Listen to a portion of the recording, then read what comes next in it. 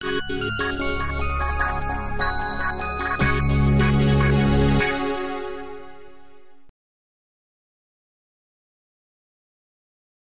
à tous.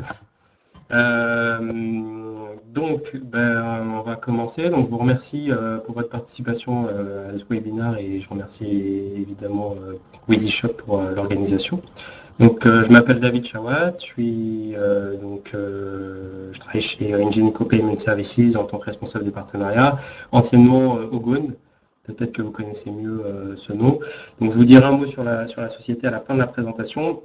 L'idée aujourd'hui, c'est plutôt de vous parler de l'optimisation du taux de conversion à travers l'angle du paiement en ligne. En fait, le paiement, c'est une étape clé qui est souvent négligée ou mise de côté par les e-commerçants. Et en fait, c'est un peu dommage parce que du coup, tous les efforts qui vont être mis en amont sur l'optimisation du taux de conversion, par exemple les AdWords, les campagnes de publicité, tout ce qui est moteur de recommandation, l'A/B testing, tous ces efforts peuvent être ruinés en fait en un seul instant si on n'a pas mis en place un bon process de checkout qui soit fiable bien sûr et rassurant pour l'utilisateur. Donc l'idée aujourd'hui en une petite demi-heure, on va dire, c'est de vous expliquer comment, avec une solution de paiement en ligne, on peut vous aider à optimiser votre taux de conversion. Voilà. Donc je vais vous présenter l'agenda d'abord. Je pense que je peux passer. Voilà. L'agenda que je propose, c'est juste quelques chiffres pour poser un petit peu le décor et justement vous montrer un peu les problèmes qu'on a sur la conversion en ligne, et puis aborder au travers des 3 thèmes qui sont la page de paiement, les différents moyens de paiement et la lutte contre la fraude. 3 thèmes qui seront tournés vers l'optimisation du taux de conversion. Si vous avez des questions pendant la présentation, n'hésitez pas à les poser directement dans le chat et puis j'y répondrai de manière interactive. Si la question évidemment demande une investigation plus poussée, on pourra y répondre dans un temps plus tard, à la fin par exemple de la présentation. Voilà.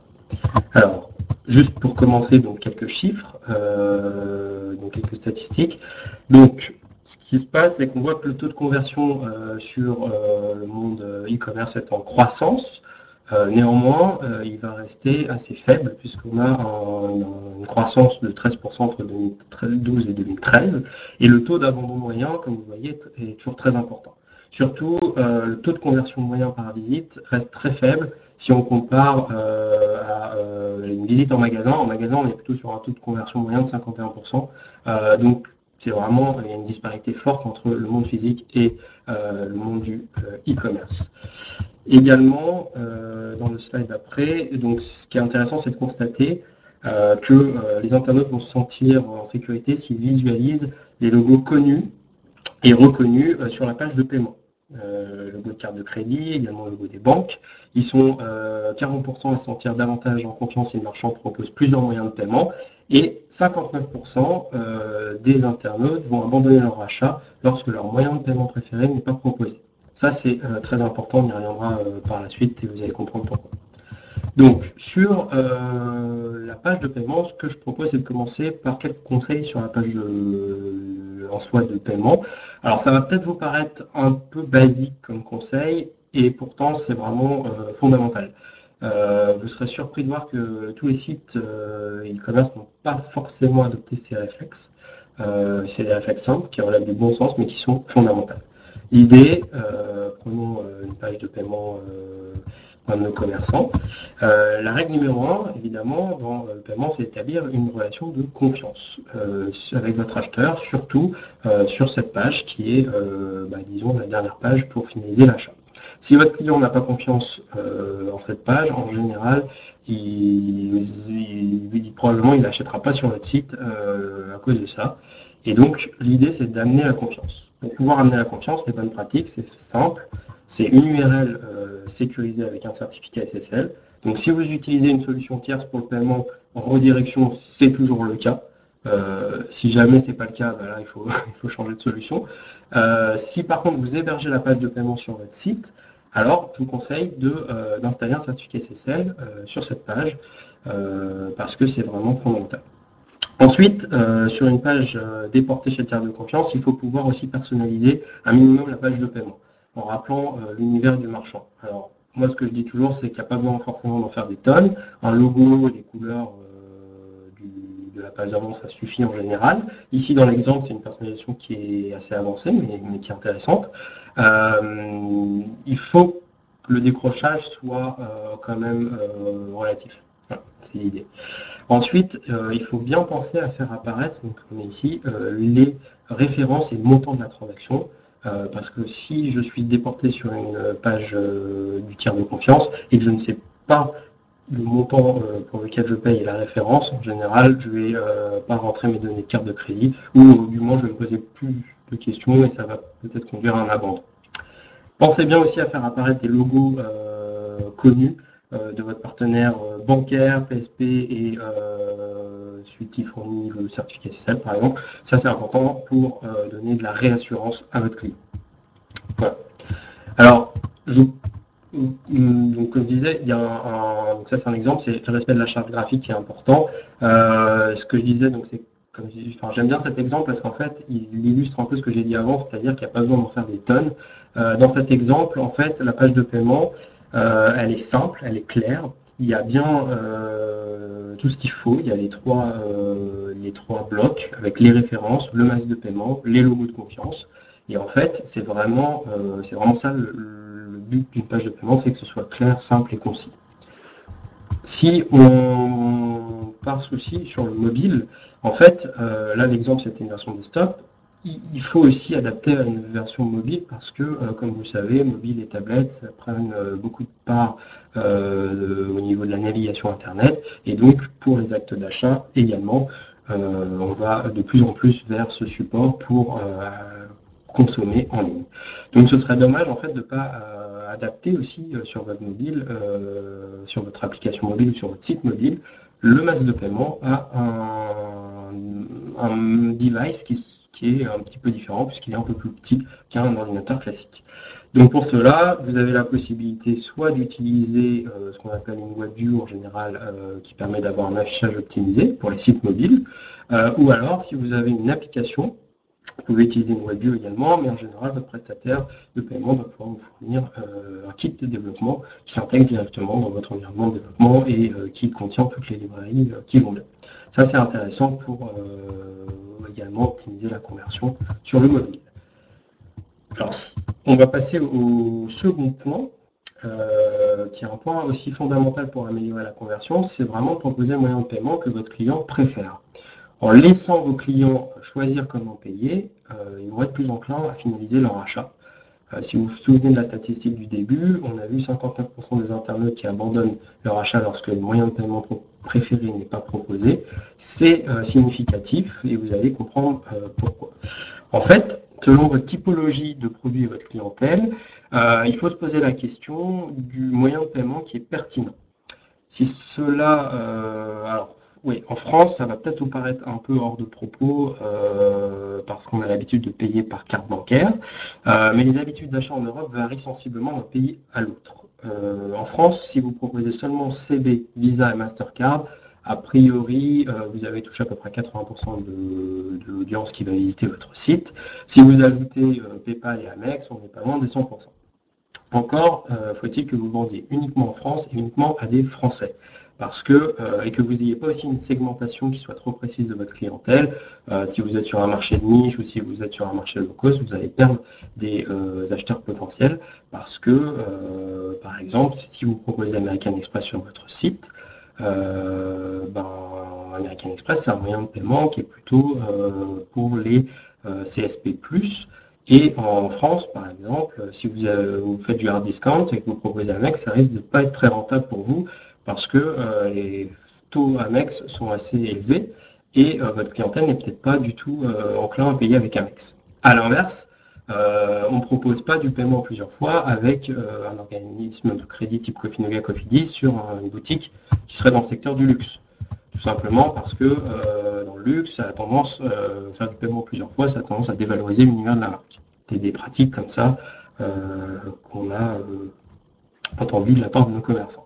Donc le propos, il va prendre encore plus de sens si on décide de vendre aussi à l'étranger.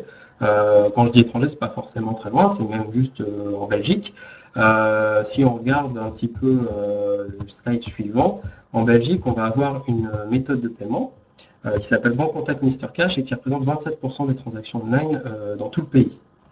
En Allemagne, on a Giropay Sofort qui à eux deux comptabilise 28% des transactions online et l'exemple le plus flagrant ou plus marquant, c'est Ideal aux Pays-Bas avec 55% des transactions. Alors juste, peut-être vous ne connaissez pas Giropay, Sofort et Ideal, c'est des solutions de virement entre banque à banque online qui sont très utilisées par ces consommateurs, ces acheteurs. Et donc, pourquoi je vous dis ça? En fait, c'est parce qu'il y a deux conclusions derrière ces chiffres. C'est que la première, c'est pour ceux d'entre vous qui souhaitaient vendre à l'étranger, il faut proposer un moyen de paiement qui est utilisé dans le pays, qui est utilisé, apprécié, au risque sinon d'avoir du mal à pénétrer le marché. C'est sûr que si vous vous appelez Apple et que vous arrivez avec votre Apple Watch en Belgique, bon, c'est peut-être pas forcément une première nécessité parce que vous avez un produit qui a une appétence forte. Mais par contre, si vous avez un produit qui se vend aussi chez des concurrents installés déjà dans le pays, alors il vaudra mieux s'adapter aux habitudes de consommation locales. En Hollande, les Hollandais, ils vont privilégier un site qui va proposer du Ideal plutôt qu'un site qui ne le propose pas pour un produit à peu près similaire. Si vous regardez le site de Decathlon, eux, ils ont très bien compris la problématique parce que sur leur site français, évidemment, vous allez trouver les moyens de paiement qui nous intéressent, Visa, Mastercard, CB, mais si vous allez sur la version hollandaise de Decathlon, vous verrez ce petit bouton rose qui s'appelle Ideal. Et la raison, c'est parce que ça fait du sens dans le pays. La deuxième chose aussi par rapport à ces chiffres, c'est aussi important de connaître vos clients et communautés d'internautes et d'acheteurs parce que même si vous n'avez pas prévu d'aller vendre à l'étranger, vous avez peut-être des clients étrangers qui passent commande régulièrement sur votre site et ça peut faire du sens de leur offrir le moyen de paiement qui va bien ou dont ils avaient l'habitude d'utiliser dans leur pays d'origine. Non seulement vous leur facilitez la vie, mais en plus c'est votre image de marque qui va sortir grandie, puisque si vous proposez le moyen de paiement qui leur convient, vous pouvez être sûr qu'après, au sein de leur communauté, ils feront de la pub et ils vous recommanderont à tous leurs amis et connaissances. Je prends l'exemple d'une centrale de réservation de camping qui travaille avec nous. Ils sont basés en France, c'est pour les réservations de camping en France, ils n'ont pas de vocation à vendre à l'étranger. Néanmoins, ils ont une population de clients qui habitent aux Pays-Bas. C'est des Hollandais qui aiment bien venir passer leurs vacances en France sur les en camping. Et ben eux, ils proposent Ideal sur la page hollandaise. Et ça fonctionne très bien. Voilà. Alors, je vois qu'il y a une question de Marielle. Quel moyen de paiement privilégié pour les États-Unis, Canada? Alors, les États-Unis, Canada, c'est des pays qui sont très cartes aussi. Donc, vous avez Visa, Mastercard, Amex qui sont incontournables. Et vous avez aussi Diners, qui est une carte de crédit qui est utilisée là-bas. Et bien sûr, les wallets comme PayPal. Amazon un petit peu aussi sont assez visités là-bas. Voilà. Donc j'espère que ça répond à votre question. Je continue. Donc le troisième et dernier aspect pour optimiser son taux de conversion, c'est de pouvoir se prémunir contre la fraude sans risque de perdre des ventes. Je pense que vous êtes assez au fait de ce sujet, qui est un sujet un peu hot sur le monde du e-commerce. La fraude en ligne, ça représente beaucoup, malheureusement ça représente beaucoup d'argent. On parle à peu près de 300 millions d'euros par an de transactions online frauduleuses, donc c'est un gros volume.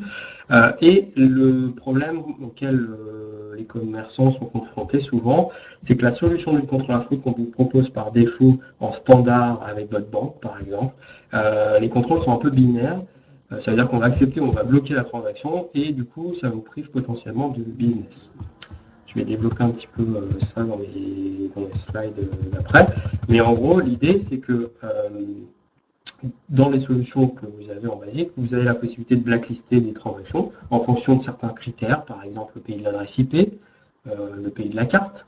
Malheureusement, ces contrôles basiques, ils sont bien souvent insuffisants et surtout, ils ne répondent pas à la problématique qui est l'évolution des comportements frauduleux en temps réel. Donc, les solutions ne s'adaptent pas au comportement des fraudeurs. Et également, c'est un peu binaire, donc ça bloque peut-être trop de transactions. Si vous avez reçu une fraude, par exemple, avec une IP en Russie, ça ne veut pas dire que toute transaction venue de la Russie est à blacklister. Le but d'une solution efficace, justement, c'est de comprendre en fait ce qui se passe dans la transaction et éviter de bloquer une commande légitime. Je pense qu'on a tous eu le cas en déplacement à l'étranger où la commande est refusée sans raison apparente, on sait que notre compte bancaire est provisionné, on n'a pas dépassé le plafond de notre carte, et pourtant la commande depuis l'hôtel où on est, qu'on essaye de passer depuis notre site habituel français, elle est systématiquement refusée. Ça m'est arrivé sur le site de Thalys au début, il y a quelques années, où quand j'étais en Belgique et je commandais un billet pour avec mon IP belge, mais avec ma carte française, ça passait pas sur le site belge. Voilà. Donc l'idée, c'est de voir comment on peut comment une solution peut vous aider à mieux distinguer les commandes frauduleuses des commandes légitimes. Il faut pour cela vous appuyer sur une solution qui soit modulaire et surtout qui s'adapte de manière autonome aux comportements frauduleux et aux nouveaux comportements. Malheureusement, comme j'écris, dans chaque pays, chaque secteur est frappé par des pratiques frauduleuses spécifiques et le problème c'est que ça évolue constamment. Il n'y a pas de recette miracle où une personne pourrait arriver en disant ben voilà, votre outil de fraude, vous le configurez comme ça et c'est bon, vous serez tranquille pendant les 10 prochaines années. Il faut un outil qui monitor et qui s'adapte de lui-même en temps réel. Donc là, j'ai listé un peu les must-have, on va dire, d'une solution efficace qui va vous permettre de vous prémunir contre les pratiques frauduleuses.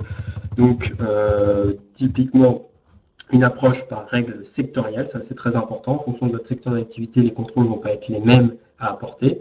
Je prends un exemple. Si vous vendez des recharges de cartes téléphoniques prépayées, ou si vous vendez des montres de luxe, votre panier moyen n'est pas le même, la fréquence d'achat risque d'être différente, et donc il est important de mettre en place des contrôles pertinents qui vont vous alerter uniquement lorsque l'internaute va avoir un comportement d'achat anormal ou qui présente une suractivité par rapport au comportement de référence. Ça c'est très important. Également, l'intelligence globale, ça c'est fondamental aujourd'hui, c'est une solution qui va mutualiser les informations des autres e-commerçants pour prévenir au mieux et au plus vite tout comportement frauduleux. Évidemment, dans le respect toujours des libertés informatiques et des individus, donc grâce à la CNIL, on est protégé, vous êtes protégé, les consommateurs sont protégés, il faut faire une solution qui respecte évidemment qui a l'agrément CNIL. L'empreinte numérique aussi, c'est une technologie donc, qui permet de traquer la machine qui fait la transaction. Donc ça permet de détecter un fraudeur qui va par exemple essayer de modifier son adresse IP, ses coordonnées en tant que client, son adresse de livraison, facturation et tester avec plusieurs cartes. Mais s'il ne change pas de machine, on va pouvoir le toper grâce à cette technologie. Les outils de géolocalisation, évidemment, et contrôle de paramètres multiples, il faut que la solution puisse vous permettre d'implémenter des seuils du type, si j'ai plus de 200 € par jour sur la même carte pour mon site, c'est quelque chose dont je vais être alerté parce que c'est pas normal, des choses comme ça. Si j'ai une adresse de facturation qui est en France, mais une adresse de livraison qui est en Italie avec une carte qui est au Brésil, je vais être alerté parce que d'habitude, il n'y a pas autant de paramètres dans ma transaction.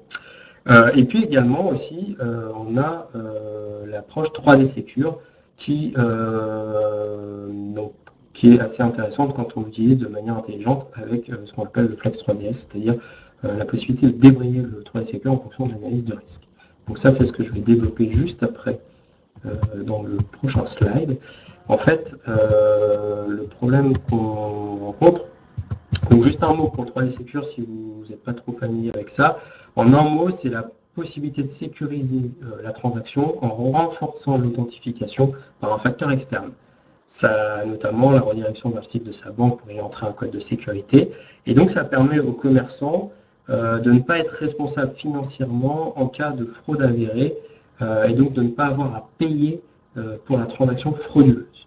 Donc en soi, c'est un système qui est intéressant et prometteur, mais le problème qu'il y a, c'est que son adoption est vraiment très hétérogène en fonction des pays, des différents pays. Et puis le pourcentage de transactions réussies via le 3D Secure n'est pas optimal, surtout en France. Donc là, j'ai listé quelques pays. Vous voyez les chiffres. Donc juste un point, ces chiffres ils datent de 2013. Donc aujourd'hui, on note une amélioration. La tendance, on va dire, elle va dans le bon sens. Le 3D Secure est de plus en plus déployé. Toutefois, c'est clairement un point d'amélioration et on a beaucoup de e-commerçants qui voient encore cela comme un frein à l'achat pour leurs clients et donc qui cherchent des solutions alternatives. Si on regarde le déploiement en France en 2013 c'était 19%, donc là on est un petit peu au-dessus aujourd'hui, mais le nombre de transactions réussies c'est 47%, ce qui est vraiment très faible. Les raisons peuvent être diverses et variées, entre ceux qui n'ont pas été éduqués par leur banque et qui ne savent pas ce que c'est que cette page de paiement, ceux qui au moment de faire l'achat n'ont pas leur téléphone portable parce qu'ils vont recevoir un SMS dessus. Bon, il y a plein de raisons qui font que ça peine à aller dans le bon sens. Retenez toutefois que la tendance s'améliore. L'objectif principal pour nous, pour aider nos marchands, c'est de les aider à convertir. Donc c'est aussi l'objectif du marchand, c'est de vendre, c'est ce qu'il faut garder vraiment en tête. Et donc pour servir au mieux ce but, ce qui est fondamental, c'est d'avoir une solution d'analyse de risque qui va permettre justement de contourner ou d'utiliser, on va dire, le 3D Secure de manière intelligente et sélective. L'idée, c'est un peu l'idée du slide suivant, c'est de dire, alors tout ça, l'approche flexible, c'est évidemment avec l'accord de votre banque qui vous fournit le numéro de VAD, mais l'idée, c'est de dire qu'en fait, on va mettre au panier, en tant que client, je compose mon panier, je valide ma commande, et puis j'arrive sur la page de paiement, en redirection ou même en intégré. L'idée, c'est qu'on va analyser la transaction et en fonction du résultat, il faut pouvoir activer ou non le 3D Secure. L'approche, c'est plutôt, aujourd'hui, la tendance, c'est de dire pour une transaction qui ne présente aucun risque, autant aller à l'essentiel et transformer tout de suite sans 3DS. Pour une transaction où il y a une suspicion, alors plutôt que comme avant de dire je bloque la transaction parce que je ne prends pas de risque et je ne veux pas payer s'il y a une fraude, alors là on propose de mettre en place un 3D Secure et aussi d'avoir une chance, plus de chances de convertir l'achat sans risque financier derrière. Ça c'est très important. Si la transaction elle n'aboutit pas, c'est vraisemblablement que la personne qui est en train de la faire est en train d'essayer de faire une tentative de fraude. Donc c'est pour ça que c'est intéressant. Voilà. Donc ça c'était pour la partie voilà, les 3 points importants que j'avais envie de partager avec vous au travers de mon expertise sur le paiement en ligne. Donc j'espère que le contenu vous a intéressé, vous avez appris des choses. Je vais rapidement en quelques mots vous présenter nous ce qu'on fait chez Ingenico Payment Services ou Ogone, anciennement Ogone, pour aider nos commerçants justement à mieux convertir avec une plateforme de paiement. Donc en fait, nous, on est une plateforme BSP, Payment Service Provider, et nous accompagnons en fait nos e-commerçants sur la mise en place d'une solution de paiement en ligne. On a été racheté par le groupe Ingenico, leader des terminaux de paiement dans le monde, et c'est pour ça qu'on a changé de nom, mais nous continuons évidemment notre développement, le développement de notre plateforme e-commerce, et qui reste toujours la même, et dont le but est toujours de servir le monde du web. Donc on a une plateforme en mode SaaS qui comprend 3 services. La gateway, donc, qui permet d'acheminer de manière sécurisée des données sensibles dans toute la chaîne d'acceptation du paiement. Des services de collecting pour faciliter la mise en place des méthodes de paiement alternatives qu'on a vu précédemment avec des GiroPay, Bancontact, Cash, et puis des solutions évidemment de prévention de fraude qui sont performantes et éprouvées et sur lesquelles on a des très bons retours.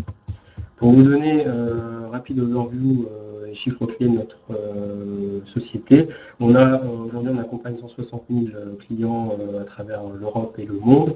On est connecté à plus de 200 acquéreurs et banques et on processe 3,5 milliards de transactions à l'année. Au travers d'une seule plateforme, on va proposer un peu plus de 150 méthodes de paiement, ce qui permet évidemment de faciliter la vie des commerçants puisque avec une seule intégration technique, ils vont pouvoir ajouter plusieurs moyens de paiement. Et on a un taux de dispo dont on est très fier qui est de 99,99. Voilà, quelques références juste pour vous expliquer en fait qu'on peut travailler avec tous les secteurs et on accompagne les plus petits commerçants aux plus gros commerçants, comme ici par exemple, vous voyez Accor, Redoute, Thalys, donc voilà. Voilà pour le webinaire. Je vous remercie en tout cas pour votre participation et votre attention. J'espère que ça vous a permis d'apprendre des choses, d'en apprendre davantage aussi sur le sujet du paiement en ligne, qui n'est pas un sujet forcément trivial ni très sexy. Donc toute l'équipe d'Angélico et moi-même, on est à votre disposition si vous avez des questions. N'hésitez pas à nous contacter. Là, vous avez nos coordonnées. Si vous avez encore des questions sur le chat, est-il possible de recevoir une présentation par mail en téléchargement? La présentation, oui, elle est tout à fait publique, donc je vais demander à Barbara de vous l'envoyer, si elle est d'accord.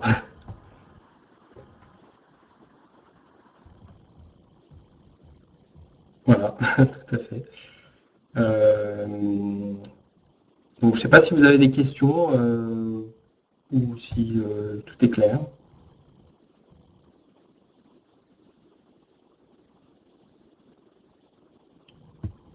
Ok, merci beaucoup. Bonne journée également. Super. De rien. Je vous souhaite une excellente fin de journée et puis, une excellente journée, donc au début de la journée, et à très bientôt. Au revoir.